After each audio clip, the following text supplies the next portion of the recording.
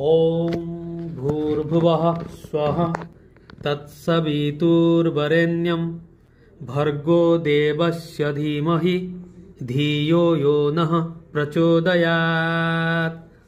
ओम अर्थ परमात्मा को मुख्य नाम भू प्राणदाता, भुवः दुखनाशक, स्वः सुख स्वरूप, तत्सवितु से सकल जगतर उत्पत्तिकर्ता, वरेण्यम ध्यान योग्य श्रेष्ठ, भर्गो समस्त पाप क्लेश हारी, देवस्य सेही प्रभुंकर धीमहि धारण करुअछु, धियो बुद्धि को, यो विज्ञानमय प्रभु नह आंभमानंकर प्रचोदयात सत्मार्गरे परिचालित करंतु।